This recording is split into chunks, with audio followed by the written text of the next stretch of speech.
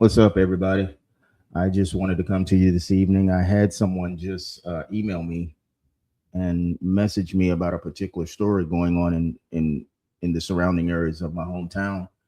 As all of you know, I'm from a small town called Bainbridge, Georgia. I hold that place dear to my heart because there you will either, when it comes to business, when it comes to life, when it comes to anything, Bainbridge, Georgia will either make you or it will break you. Um, a lot of people can't make it there. That's the normal mindset of most people in that particular area is that you have to leave Bainbridge, Georgia, just to be, especially if you're black and you're a young black individual with aspirations, college educated or not.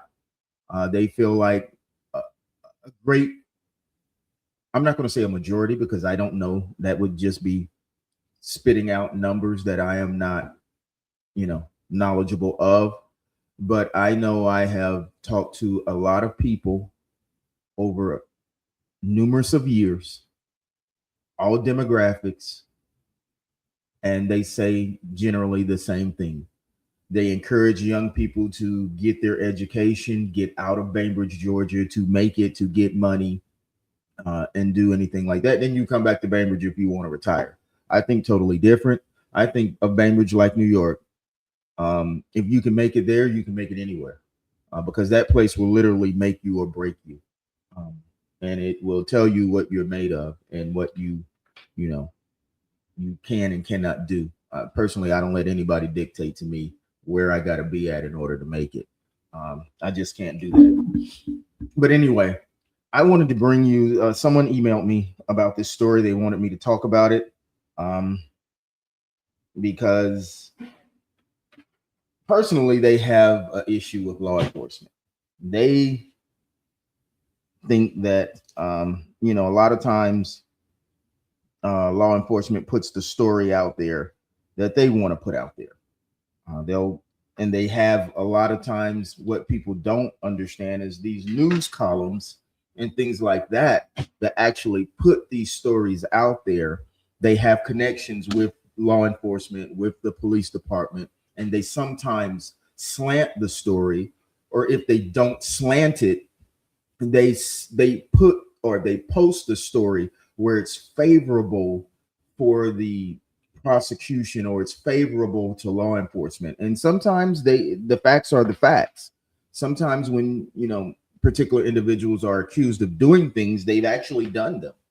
But I think, and what we do here on our segment when we're talking about you know law enforcement, and I have the utmost respect for law enforcement, because if something happens to me, if somebody breaks in my house, I can't call my neighbor. They can't help me. I can't call my best friend. What is he going to do? So I have to call the police. If there's an emergency that arises in my home catches on fire, I have to call the fire department. So I have the utmost respect for law enforcement.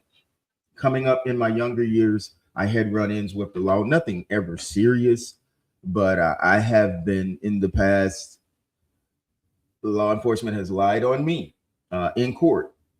So I understand how both sides kind of work. I understand how both sides kind of think. I remember one time, this was years ago, during a traffic stop. I had a nice car. This was back in the early 90s. I was living in Ohio at the time, so I had an out of town plate. I was just here visiting my family. So, um, and I had back then I didn't have the Southern slang or the dialect that I have now. I had that up north type of dialect. So I remember I had a nice Lincoln uh, with the rust color, with the leather top, with the moon roof in it, 180 spokes on it. The big they weren't Trues and Vogue tires, but they were like the imitation ones. You couldn't tell the difference. So I was killing it back then. Wasn't no cars like that in Bainbridge. No young person especially. So I'll never forget. I was driving my car and all of a sudden my car started overheating. So I pulled over on the side of the road. And as I was pulled over on the side of the road, a Bainbridge police officer came behind me and walked up to me. I thought he was there to assist because I'm from the north. Hey, you know, blacks, whites, we don't have them kind of issues. Well, I guess we did, but they weren't as openly displayed, and it wasn't targeted racism. It was that undercover type stuff. So I'm already pulled over on the side of the road. I'm actually under the hood looking at my car, and you know, the police walks up, and I'm thinking he's my damn buddy.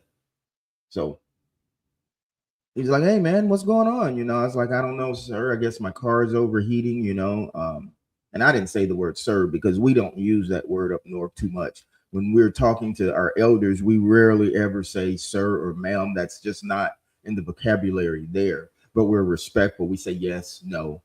We don't, you know, but rarely did we learn growing up to say yes, sir, or no, sir. It wasn't in taught in our dialect.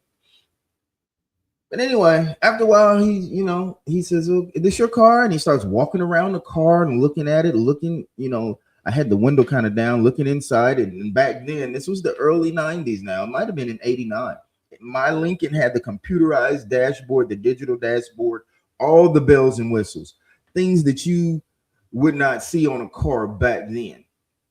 And so he's like, "This your car?" "Yeah." Where you work? Where you from?" And I told him I was, you know, from Ohio, but I was here visiting my family. They live out on 253. You know, I'm here visiting my mom and my relatives. "Okay. Can I see your license and insurance?"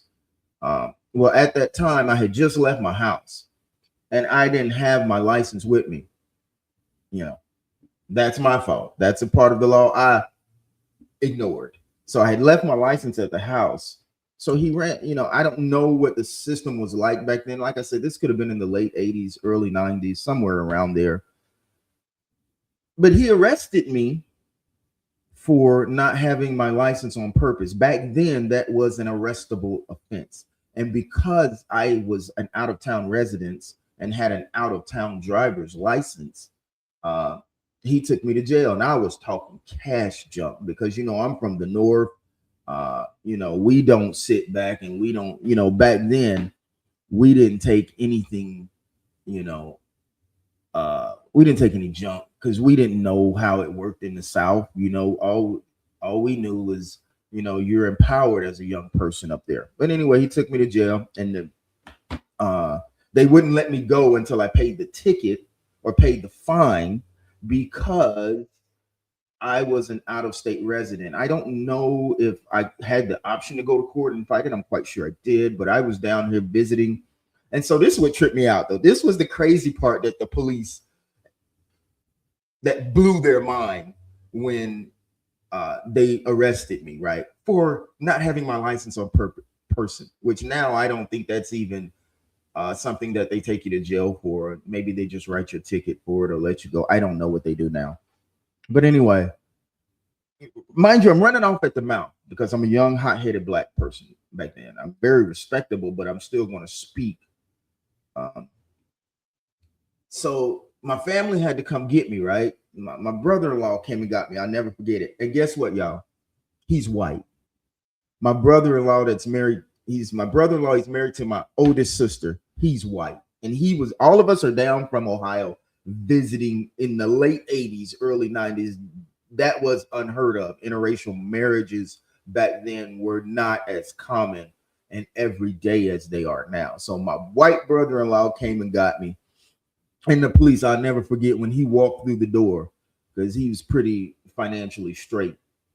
So he just walked through the door, paid it. Let's go, let him out. And I'll never forget the look on their face. They were just like, "What the hell is going on here?" But that was that. And one other time I was going towards Damascus or Arlington or somewhere like that on those back roads. I got stopped by a state trooper. I was speeding a little bit. He didn't write me a ticket or anything like that, but he gave me the third degree. You hear me? About the vehicle. Back then, you know, I've always been a hustler. I've never believed in working on somebody's job and you pay me what you feel like I'm worth. I always have rolled the dice, gambled on myself, and tried to create streams of income for myself. And so a state trooper, GSP, stopped me on one of the back roads towards Damascus and Arlington. And he was right as he was writing me a ticket. He saw back then I was selling cassette tapes. And if y'all know me, y'all know I used to be inside the PX. I used to have a little office right there inside the PX, which used to be the old Griffin Hospital. So I had a little office back there. It was in the early 90s, and I made mixtapes and CDs and sold CDs and things like that. You would see me on the street out selling mixtapes and CDs. You would see me over across from Woodall's, and it used to be like a liquor store or something right there at that little plaza right there. You would see me across from there selling CDs and things like that. I sold a lot of CDs and tapes. Everybody knew me back then for that. But he stopped me, and when he saw my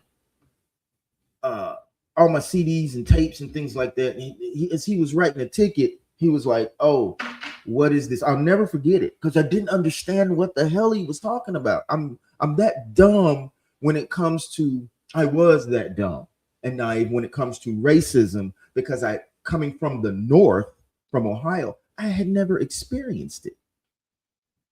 So he says, "Oh, what is that, a front? Is that a front for what you really do?" And I didn't understand it. And all I could say was, I don't even know what I said because I didn't understand the question.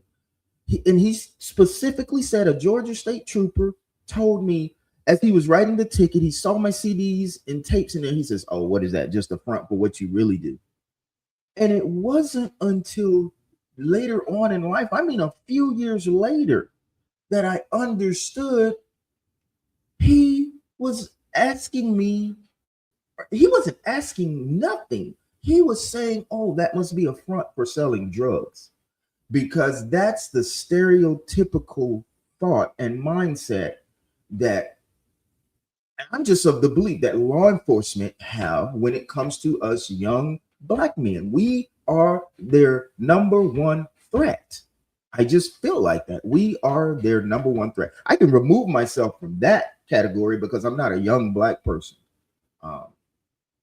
anymore. I don't fit that bill. And always my confrontations with law enforcement have always been minimal because of my education level and my ability to communicate with people and my ability to understand that you need to defuse a situation and give no one any reason to view you as a threat. So I've always had that understanding. I've always had the great orative skills where it didn't allow me to be put in those type of situations. But I have plenty friends that have been. You know, I've never been a drug dealer or seller. Or I've never even smoked marijuana. I've never done anything a day in my life, and all my friends know me that I never rode that route because I've always had jobs or careers that did not allow for that. So I never was one that participated in that. But it's crazy the perception sometimes, the automatic perception going into a situation that law enforcement has. And I think that comes with training or lack thereof. And I think that comes with years of experiencing people lying to them, trying to put the swerve on them, blaming them for situations. So in their mindset, they're thinking the worst and hoping for the best. So I understand it. And I think we as a community have done things to put them in that mindset a bit. And I think that there's a lack of training, a lack of psychology and things like that that goes into the daily lives of law enforcement and the things they have to go through. Their lives are on the line. Every day they walk away and get in their cars. Their lives are on the line, period, point blank. Even for routine domestic violence calls, DUI stops, their life is 100% in danger. So I try to put myself in their shoes, which I can't, but I try and understand their mentality. And I know if I was in their shoes, man, I'd be shooting first and asking questions later because I'm that type, especially if I think my life is on the line. But anyway, that's some of the experiences I've personally had with law enforcement.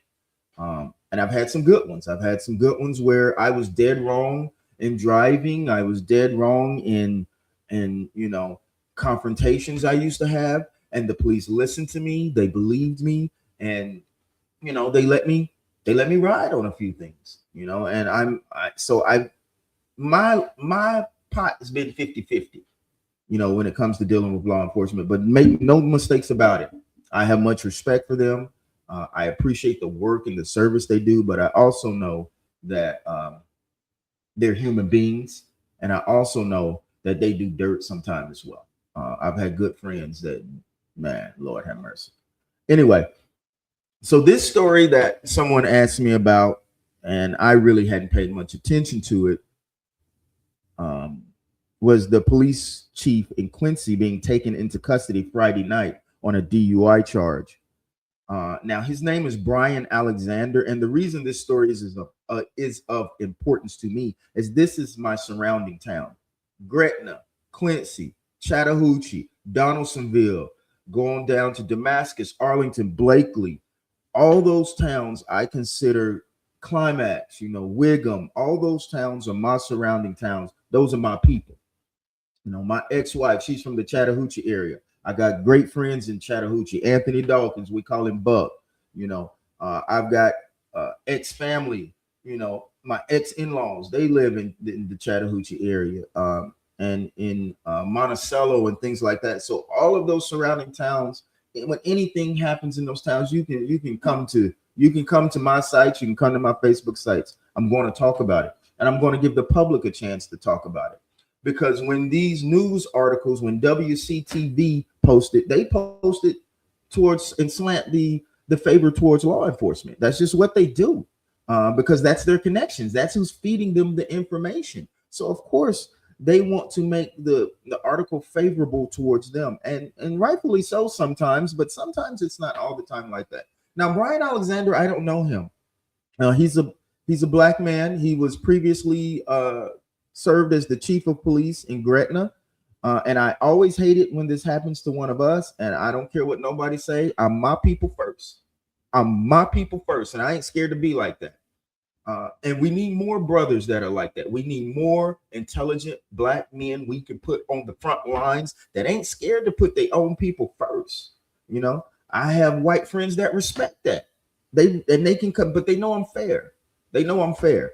But because of what my people have been through, and because of the things I've seen, I've witnessed, and because of what I've heard, and because of the generation I grew up in, I put my people first, and I don't care what nobody thinks about that.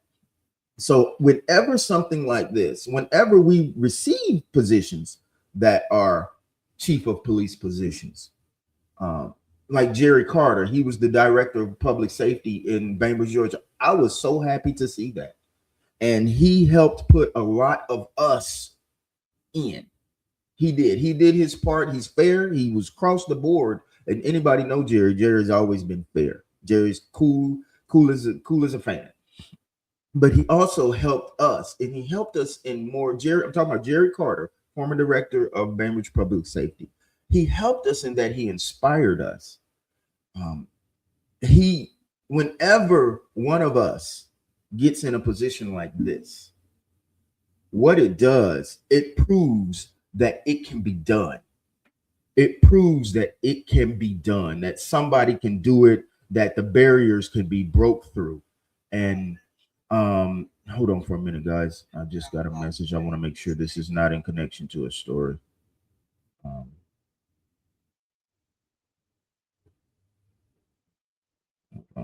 Somebody just messaged me something. I think this is important.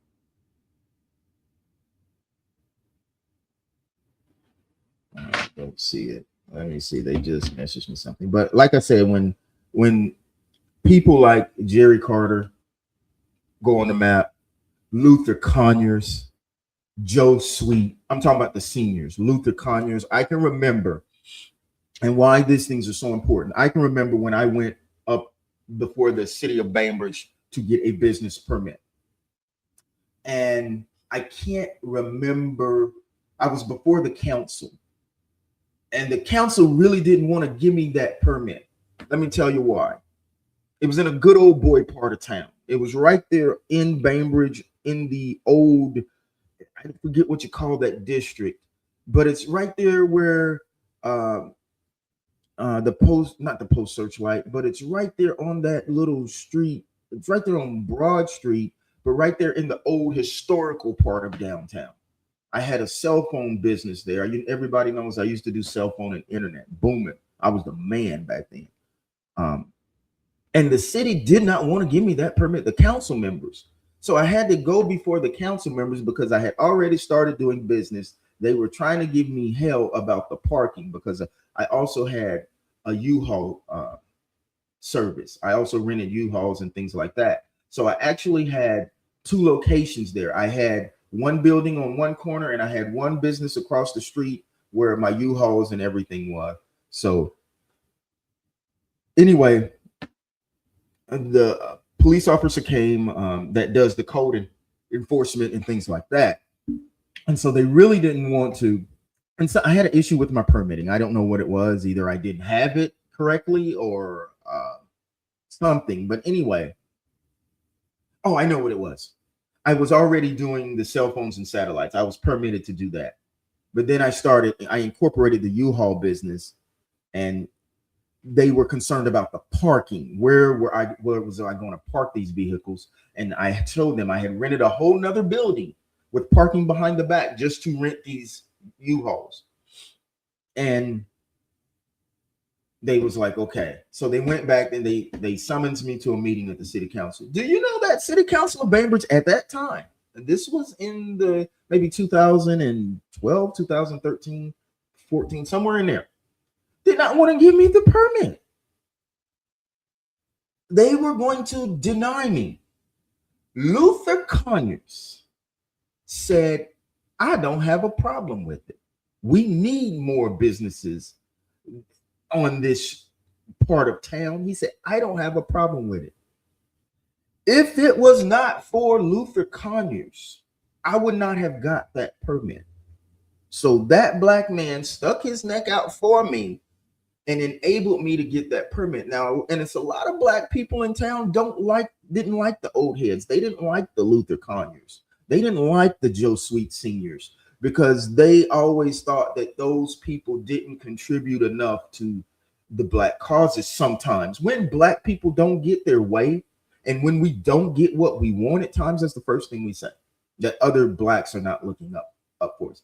But these people do what they do behind the scenes. It's up to us to meet them halfway and put ourselves in a position where they can help us. Ain't nobody gonna stick their neck out on the line for an idiot, for a fool, or somebody that's going to bring some type of bad reflection upon their name. That ain't gonna happen. So I just want to say thank you, first of all, to those people that were pillars of the community, the Pauline Loves, the Luther Conyers, the Joe Sweet seniors, and different ones like that. And if I'm leaving out some, I apologize so much. But some of the original OGs that we thought didn't do enough, but worked so much magic behind the scenes. And now Bainbridge has a black mayor, and it's a lot on her shoulders. Everybody's looking at her. Everybody's, you got some waiting on her downfall. Some, it's just she has a lot to balance. She has a lot to balance, but she has to be fair and do the right thing by the whole by everybody. But at the same time, she has broken a barrier. She has shown that if I can do it, somebody else can do it. If I can do it, another woman can do it. If I can do it, another black person can do it. If I can do it, another black woman can do it. And so we should be eternally grateful to people like that are paving the way for us to break down barriers. So that's why when I see stories such as this, it's not, I don't push these stories with the intent of bringing somebody down. It's just what it is.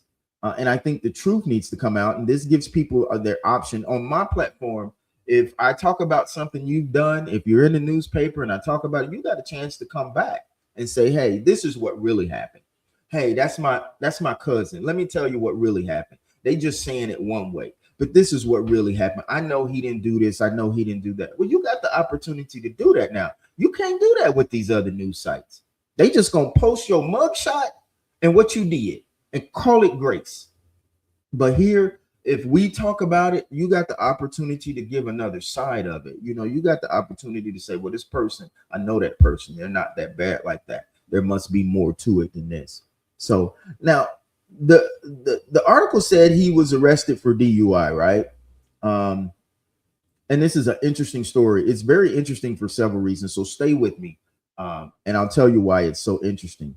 Now, the authorities say he was traveling on Interstate 10 in Gadsden County. Now, I've had one article say, that Chattahoochee Police Department pulled him over.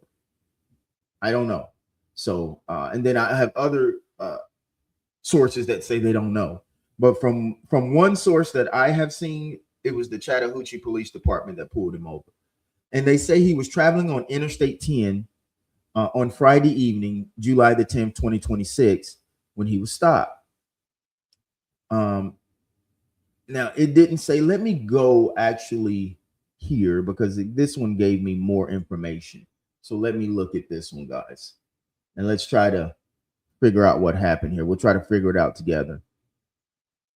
Now, when the article came out, it came out on the 11th at 2026 at 6:40 p.m. It said he was still behind bars at that time on DUI charges because he failed a field sobriety test.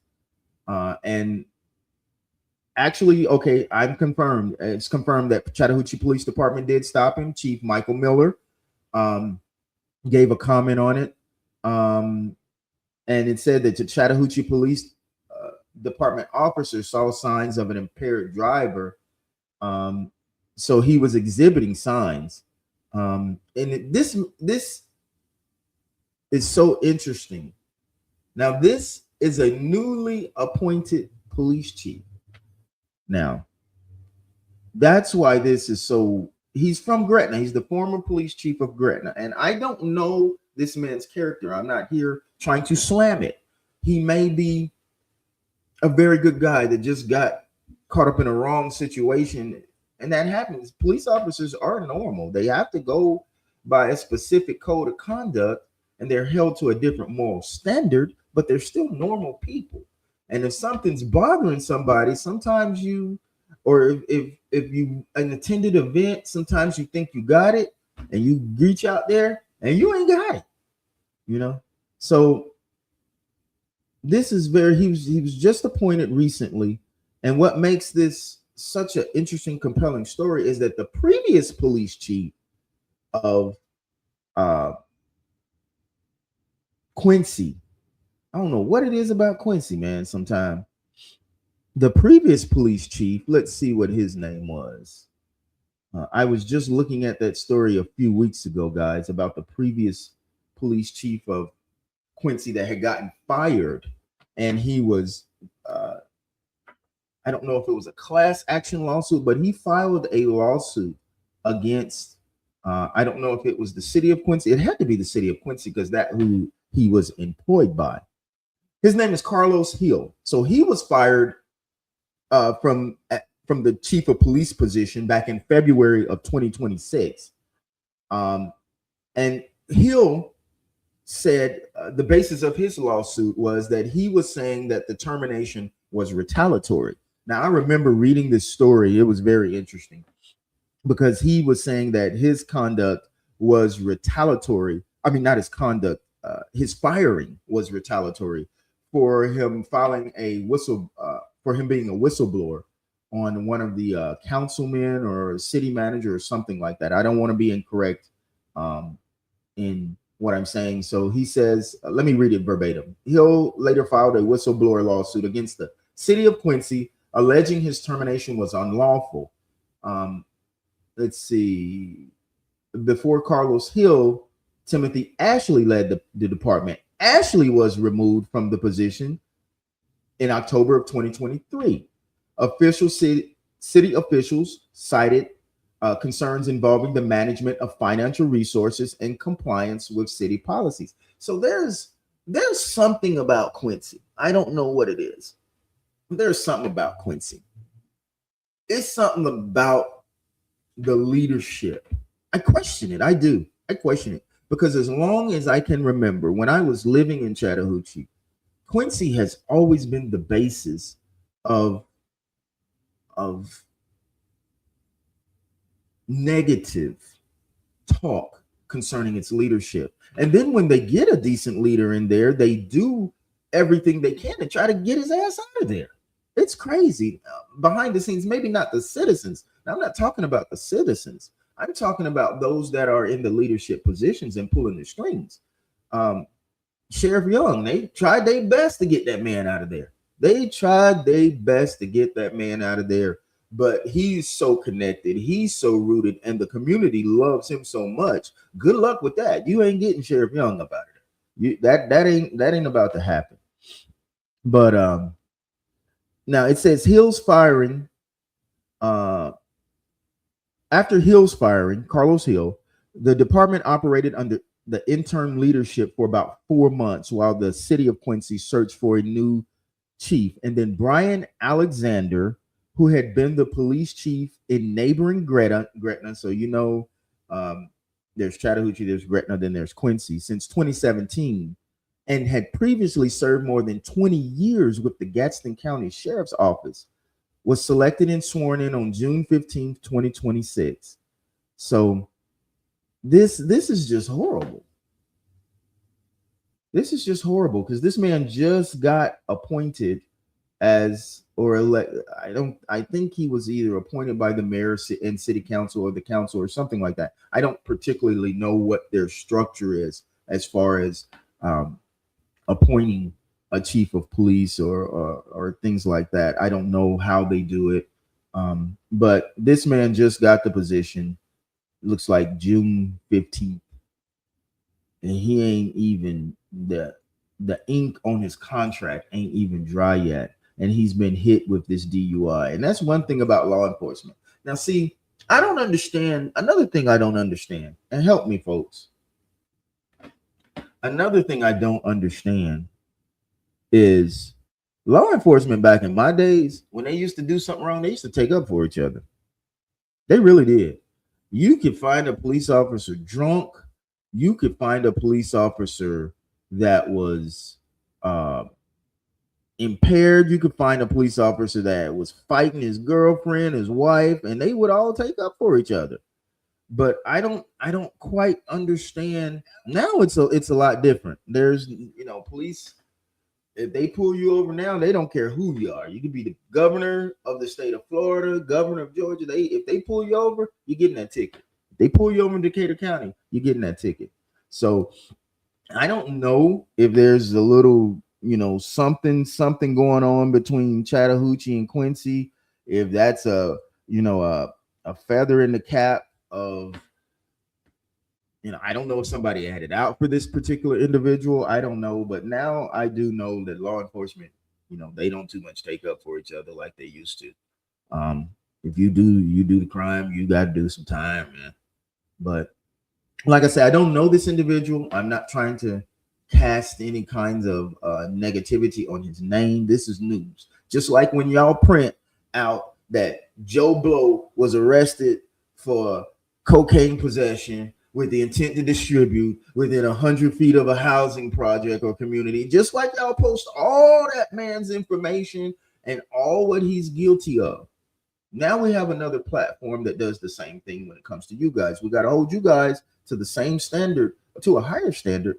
I don't hold you to a higher standard. I just hold you to the same standard you hold me to, because I realize that you're human beings.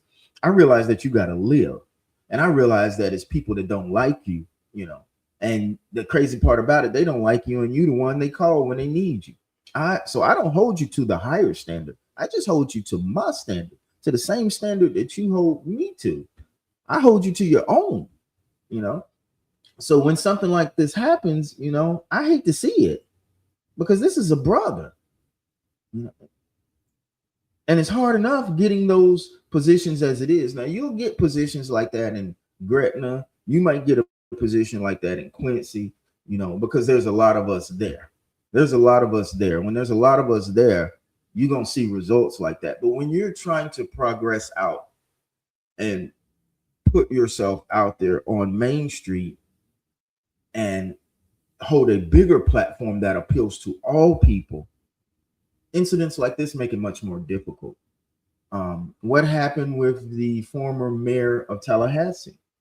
I don't know all the story. I don't know all the details behind that, but I didn't talk about that story as much, but that's another story we got to jump into. Do you realize, what was his name? Gilliam? Do you realize that man was almost the governor of Florida? Barely did that man lose. I think it was like 49.6 to 49.2% of the votes. It was that slim. DeSantis, I think, got 49.6 and Gilliam got 49.2. So he almost became the governor of the state of Florida.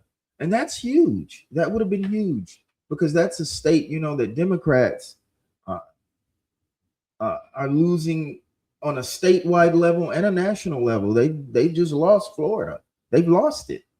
And that would have been huge for the Democratic Party, to have that type of pickup. Now, I'm not a Democrat. I'm not a Republican. I'm a person with common sense. And I vote upon the specific candidate, the individual, and their agenda. So I'm not one of these ones that's locked into a particular political party. My dad and mom didn't raise me to be that closed-minded. They raised me with common sense and to call a spade a spade. So, but that would have been huge for those that support those type of parties and was. So I just wanted to bring you this article. If anybody has any type of comments, you're welcome to comment as far as what really happened. If any of his family members want to say anything, you're welcome to comment on what really happened or the character of that particular individual. Like I said, I don't know him. I'm not familiar with him at all. And I'm quite sure in order to get elected and to be in law enforcement this amount of years, it said he had served more than 20 years with Gaston County. And he was the police chief of Gretna for, since 2017. So the man has to have done a lot of good over those amount of years. He has had to have helped a lot of people. He has had to have been a pillar in that community in order to last that long. So he has undoubtedly done good as far as the community is concerned, but he got caught slipping, man. He got caught slipping. And there's a few places you got to exercise common sense, man. There's a few places you don't go slipping, okay? You don't come through Bainbridge, Georgia slipping. You don't go out there on the Fayetteville Highway driving drunk. You don't go out there driving towards Attapulgis on 27 drunk. You don't go through Colquitt, Georgia drunk. You don't go through Donaldsonville. And right as you get into Donaldsonville, you don't go through there driving drunk. Okay. Coming in the back road to Chattahoochee. As you're coming from Bainbridge, you make that right turn onto what is that, 97? I think it is. You don't come through there speeding and you don't come through there drunk. You got to have situational awareness, people.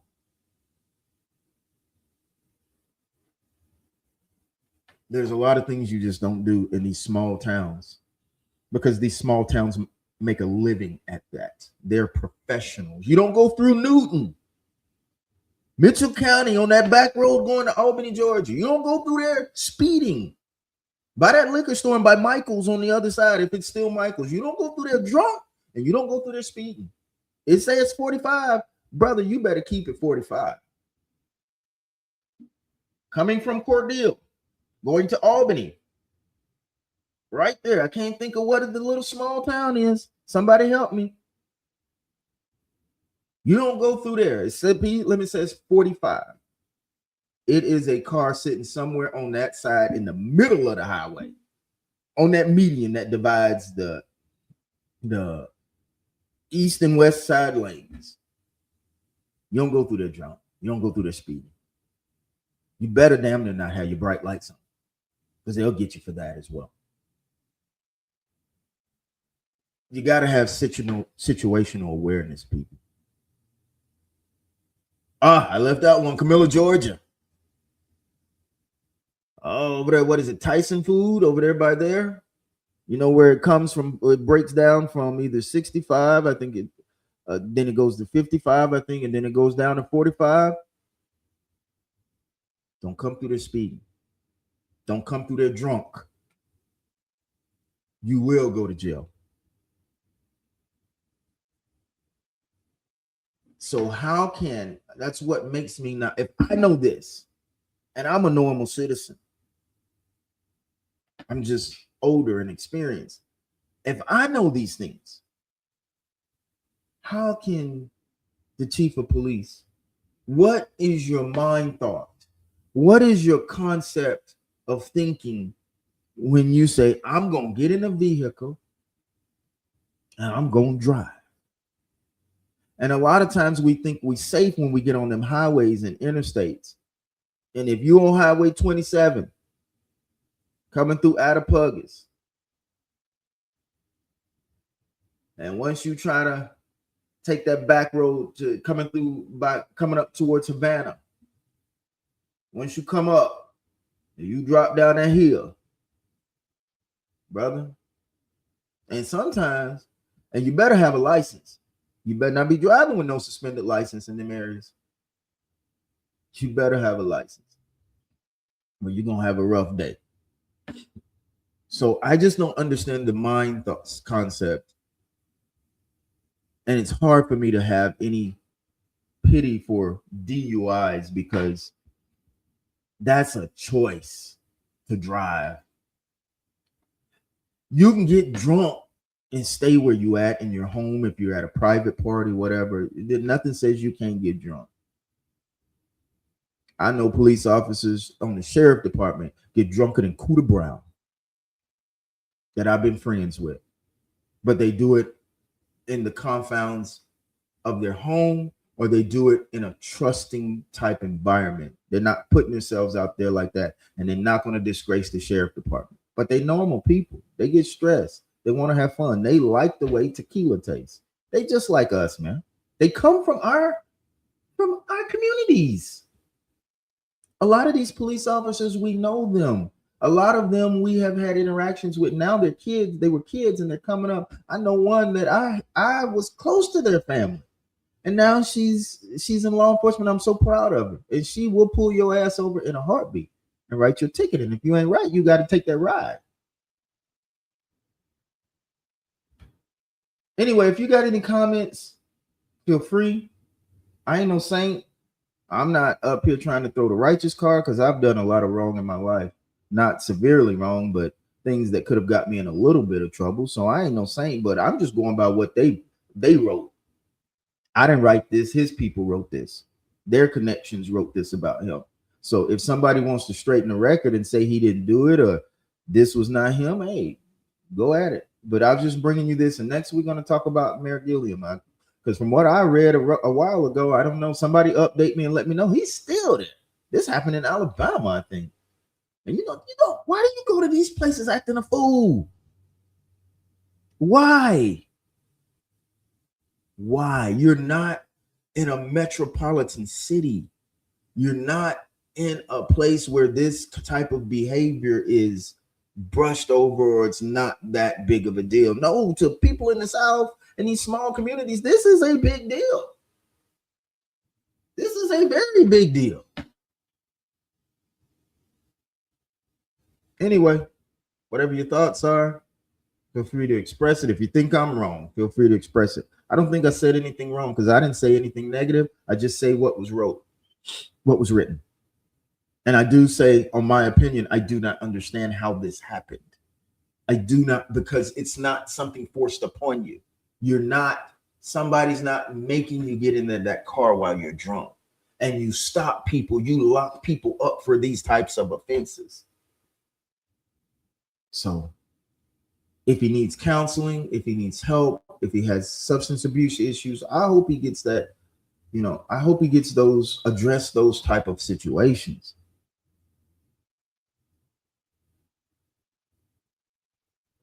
I kind of feel for his family because they're gonna have to deal with this. I kind of feel for those that supported him a little bit because this is a bad reflection on the city of Quincy because of the previous situations that they've had. It shows an issue with their judgment. It shows an issue with their ability to, their decision-making process and how they do things. And when you continually have the same issues in the same department for one thing or another, who's making the decisions? And when we take positions like this, we have to think about that, how we affect the people that have supported us and who have had our backs, so, and who put their necks out on the lines to make sure. And as young Black men coming up, we can't do this. We cannot. It's a lot of responsibility. And a lot of us young Black men, we don't understand. They're taking a lot of things out of the books, a lot of things off the TV airlines. I've even read that in the state of Tennessee, they are taking the book Roots out of the library. Yep. They are removing Alex Haley's Roots out of the library. I read that. Now, I haven't confirmed whether or not that has happened. Society is trying to rewrite history, guys. They're trying to rewrite history. They're trying to whitewash it. They're trying to rewrite history to make things appear as if they never happened. Therefore, you do not have a justifiable argument. They're taking the argument from you by rewriting history. You can't hire racism. You can't hire discrimination. You can't hire diversity inclusion because you have no proof that it's needed. You have no proof that we need diversity inclusion programs because history is being rewritten. What proof do you have that this is a program that's needed in this day and time? And that's where young people are getting far removed from history and what happened. So going back to them taking books like Roots out of the library, that is targeted specifically. That is a specific target to rewrite history. And so a lot of young people don't understand what our, not even ancestors, man, because when you say the word ancestors, sometimes you're thinking too far down the line. What our grandfathers and our great grandfathers and our cousins and our uncles went through. I'm not even using the word ancestors because that makes you think too far down the road. When you think ancestors, you think 150, 100 years ago. And I can remember to this day my uncles telling me stories. I can remember to this day my cousin telling me stories. And he's in his 60s. He has a lot of stories to tell you about the South. So as young Black men, we have to do better. We have to still remember that the standard is different. As a matter of fact, the standard is getting more difficult because you don't have a lot of the crutches that you used to have, that we used to have. The programs in place that ensured equality, programs in place that, kind of leveled the playing field. Those programs are being eroded and they're being wiped away through the Department of Education, through all types of bureaucracies. They are eroding that. Years of work that are being eroded as we speak. And so you have to be able to identify that. You have to read. You have to pick up a book. You have to research things. And if you don't, because you don't physically see these things in this day and time, the only one call you a nigga is your homeboy. The only person call you a nigga is your homeboy that you ride with. You ain't never heard nobody of the opposite race call you that. So you don't understand the impact of that and what the true meaning of is behind that. So therefore, you need to read. You need to research. And it's not for you to put hate in your heart for another race. That's not the intent. It's just to make you cognizant. It's to make you aware that these things happened and that you don't forget about it. Okay? You can't forget about it. And we're not there yet. Things are not 100% equal yet. And I have no problem. I have white friends that take up for their race all day long. I have no problem with that. I love it. I love it. You know? They don't do it in a disrespectful way. They don't do it in a negative way by putting me down. But they're glad to be white. They wouldn't trade places with me for nothing in the world. And some of them are my good friends. Good friends. And so and they respect me. They appreciate me. They respect me. I have a good friend I have several good friends in the Pelham area, in the Chattahoochee area, that would beat your behind about me. Whether you're white or black, they would kill you if you put your hands on me.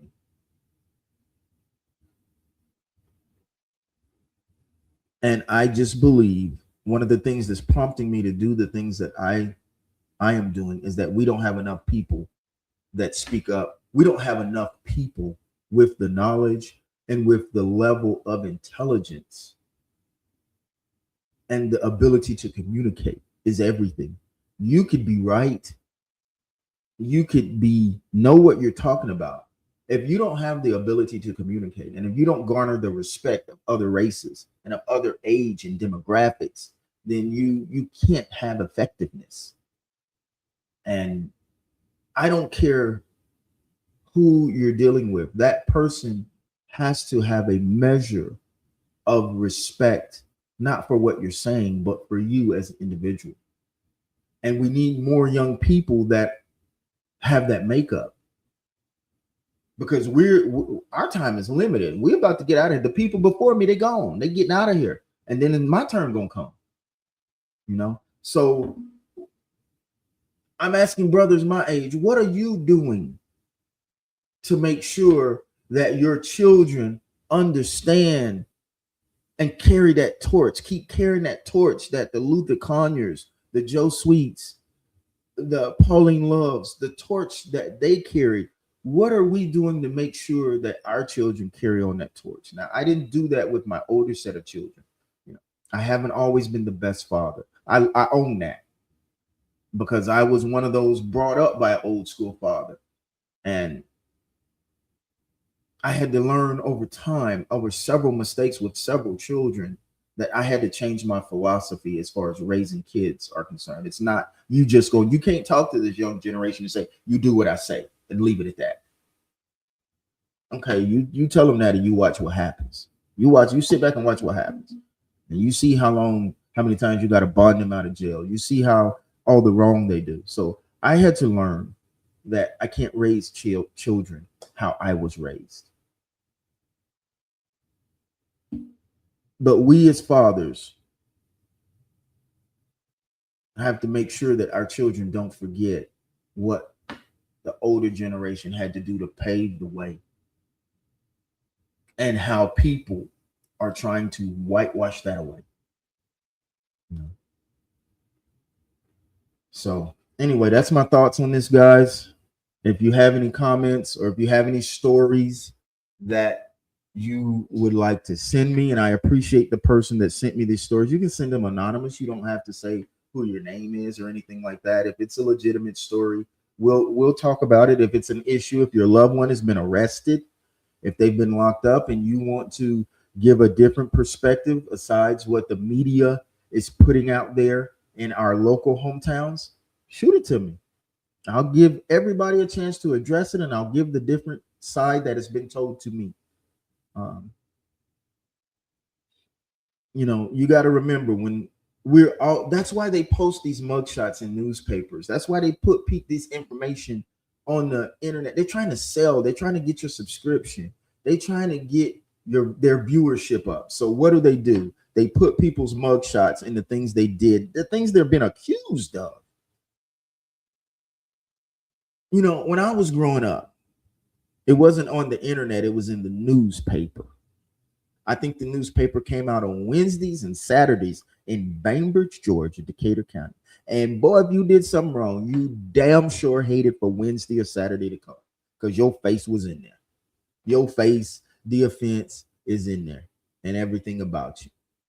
And back then, boy, it was always traffic related stuff with me.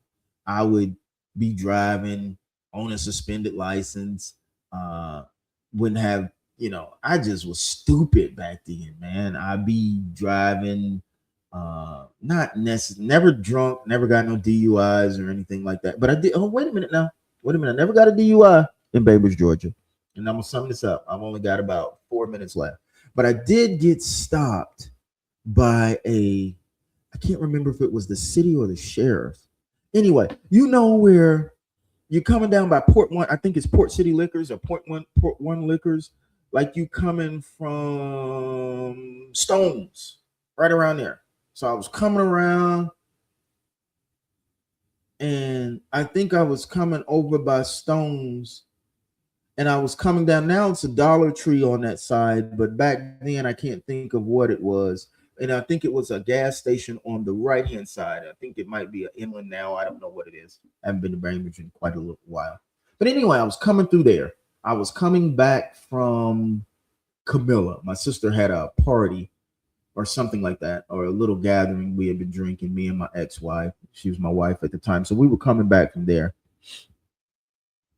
And was I impaired when I was driving? Yep. But when I'm impaired, when I say impaired, I wasn't my normal self. When I'm impaired, I can drive crystal clear because my thinking facilities and faculties are still operative. So I was driving, and all of a sudden I got by the crate factory, coming over that. I was getting ready to go over the bridge from the crate factory and coming down, and then those blue lights hit. Bloop, bloop, bloop, bloop, bloop. So I pulled into the crate factory, and my wife, drunker than Cooter Brown, talking cash junk. What you pulling some? You ain't doing that. And she's drunk. And that didn't help my case now because she's drunk. She's visibly, clearly drunk. I'm like, shit. Excuse my language, because I'm trying not to curse. On my platform now, I'm trying to show young people that you can communicate, you can have dialogue, you can have engagement without cursing. And that takes skill. So excuse me for saying that. Even when I'm home, I curse like Cooter Brown. So the police pulled us over. She talking junk. I had to make her get back in the car. She actually got out the car. I made her get back in the car. So he asked me asked for my license, insurance. Well, he already knew I had insurance. He didn't ask for that because they can read it on the tag. So he just asked me for my license. He asked me had I been drinking. I said yes. He asked me how much did I have to drink, and I told him I had a couple of drinks. He says okay. He says, well, I can clearly smell the alcohol, sir. And he said, thanks for being honest. I'll never forget this. He said, thanks for being honest with me. But what I need you to do, if you're willing, I need you to take a breathalyzer test. I said, God dog it. I'm going to fail this test. And so I took it. He had to make me blow like twice. And, when they make you blow, they're like, take a deep breath, blow, blow, blow, blow, blow. That's what they're saying. Blow harder, blow, blow, blow, blow, all through while you're blowing. And then that thing will beep, beep, and it'll read and it'll measure them. So I was not, my alcohol blood content level or blood alcohol content level was legal. It was legal. So I was not drunk according to the legal definition of drunk. But but this is how nice he was to me. He says, okay. He says, I can tell you've been drinking though. And something's just a little off with you, Mr. Wells. He says, so what I'm going to do, this is what you do. This is what the police did for me. He says, do you have anybody that can come pick up your car? Because they knew I owned the cell phone shop right uptown. And I says, yes, sir. I got somebody that can come pick up my car. He says, jump in the back, you and your wife. I'll take you to your shop. I'll drop you guys off there. Just leave your car here. He says, if you don't have anybody that can drive it, don't come back and get it until in the morning. I said, yes, sir, no problem. And so he took me to my shop on Broad Street, helped me and my wife. He got my keys, opened the door, helped me and my wife get in. He said, y'all have a good night. Y'all be safe. Now, that's what the police did for me. That could have turned really bad. That could have turned really sour. Another instance I had, I'm going over my time a little bit. I was going towards Chattahoochee. Yeah, I was coming down, going towards Chattahoochee. But I was on the Decatur County side, coming up there by, God, I was past the fork in the road. And I was coming up there. I can't think of the name of that store that's out there that had burned down and they rebuilt it. Anyway, I was right by there and I had an Audi TT. Always had a bad car. That's one of the things that always used to get me stopped. And I'm telling you, this was in my younger days now. I'm not talking about anything recent. So I was going towards Chattahoochee. I was in an Audi TT. That was the car back then that was in the iRobot movie. So I was driving that car, got pulled over by a Georgia State trooper, a Georgia State Patrol. So I said, the Lord has been with me in a lot of instances. So he pulled me over. I was not drunk because I didn't drink like that. I wasn't a drunkard. I wasn't an alcoholic, but I did drink. And I'll never forget, back then, I think my beer was Natural Light. You know, that ain't even a beer. That's water. So I was drinking a Natural Light. And I had one in the console. Damn. So when I saw the police come, I put it under the seat on the passenger side. So when the police stopped me, he didn't smell alcohol or anything like that because I wasn't drinking like that. I just popped the top on the natty. So he was like, Mr. Wells, do you have any guns or weapons or any drugs or anything in the car? I was like, no, sir. He says, well, do you mind me searching? I was like, oh, shoot. I was like, no, sir, I don't mind. Go ahead and search. Because he'd already asked me had I been drinking, and I said no. And when he got to searching the car and he reached his hand up under the seat, he pulled out that open can of Natty Light. He said, Mr. Wells, and he was upset. This man was upset with me because I lied to him. He said, Mr. Wells, I had just asked you. I asked you, had you been drinking or was there anything in the car I was going to find? And he was upset about it. And I was like, well, I understand, but I kept my composure. I wouldn't, yes, sir, no, sir. I wouldn't like that. I was like, and I talked to him intelligently. I was like, well, I had just, sir, to be honest with you, I had just popped the top on that. When you hit the lights on me, you know, I knew I wasn't supposed to have it, so I put it under the seat. I says, and then I'll never forget this. I have a good recollection of my encounters with law enforcement. I said, may I use my cell phone to call my family to tell them to, come pick me up, from the jail. He said, Mr. Wells, I'm not taking you to jail. He says, I'm just going to write you a ticket for the open container. He says, it's at my discretion. He says, it's at my discretion whether or not I write you a ticket for this or I take you to jail. He says, I'm just going to write you a ticket for this, Mr. Wells, but please don't do this again and be safe. He wrote me a ticket. That man let me go. Those are some of the interactions that I have had with law enforcement where I was dead wrong. And I could have ended up in a bad way. But because of my ability to communicate, because I showed that officer I was not a threat to him, because I showed him, and I didn't do all this no, sir. I don't talk like that, man. I don't talk like that. I'm just like, well, officer, I apologize, but it is what it is. I was wrong, and I just put it under the seat when I saw your lights coming. You know, I was wrong though. Boom. His anger went away. And he saw something in me at the time where he thought that I wasn't a liability to the community and I wasn't a threat to society, nor to him, nor society. So he let me ride.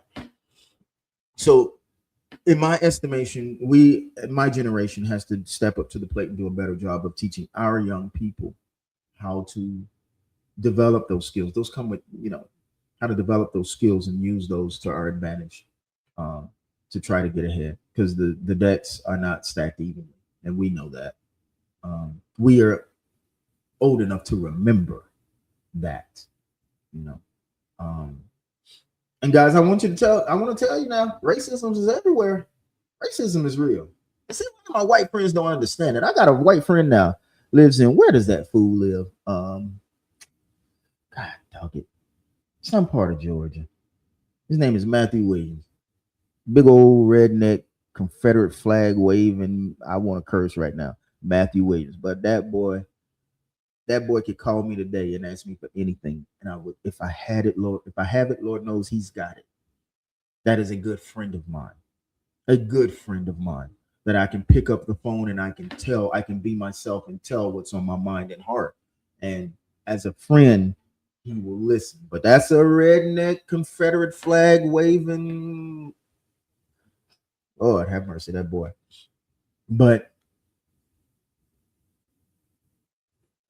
And he's proud of his race. He's proud to be considered a redneck. He's proud of all that, but he knows how to treat another human being.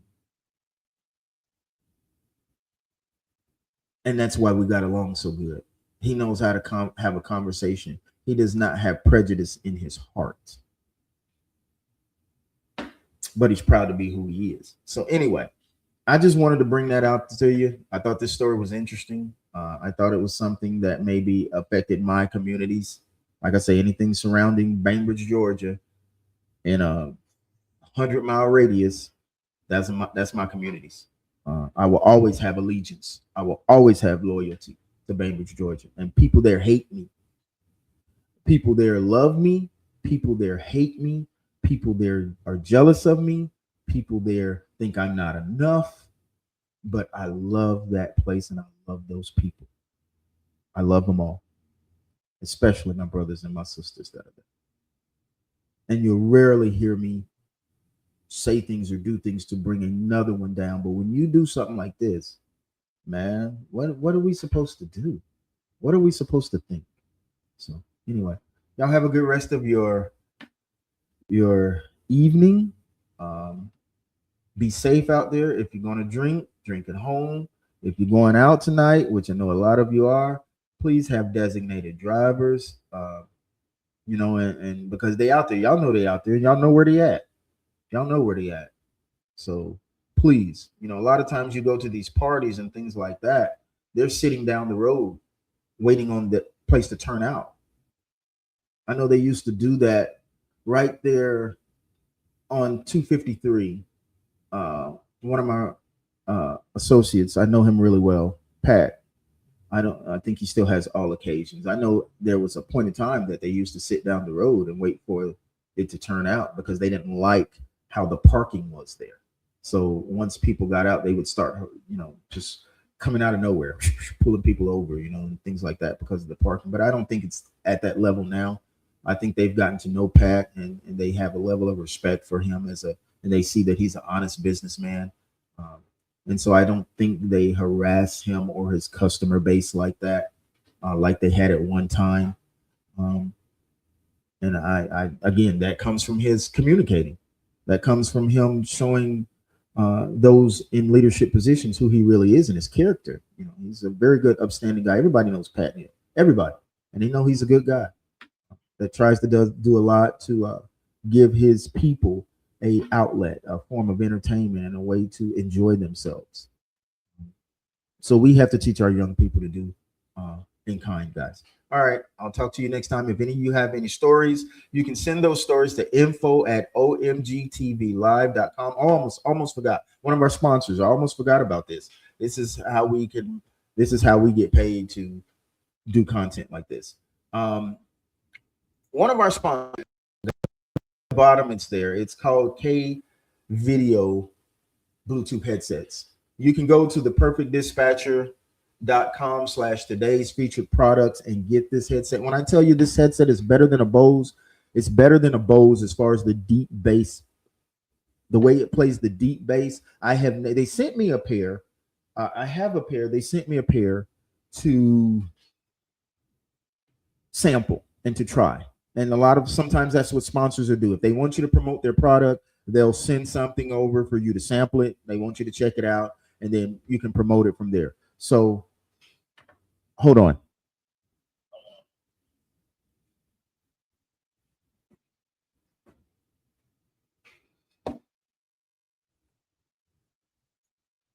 So this is the headset right here. This is it. This is the K Video headset. Now they sent these to my sister's house because I'm currently in the Philippines. So they sent this to my sister's house for me to try them. And this is what they look like right here, right? Now these bad boys have 65 hours of talk and playtime. 65 hours. Okay. This is what they look like. They're adjustable. They fold. But when I tell you the bass in these, I've never had a headset better. And I used to sell headsets. I had a cell phone shop, so I sold a lot of accessories. JBL. I sold JBL, Philips, Sony, all the Beats, all the major brands. None of them can mess with these. None of them can mess with these. So, and then this one comes with a 3-year warranty.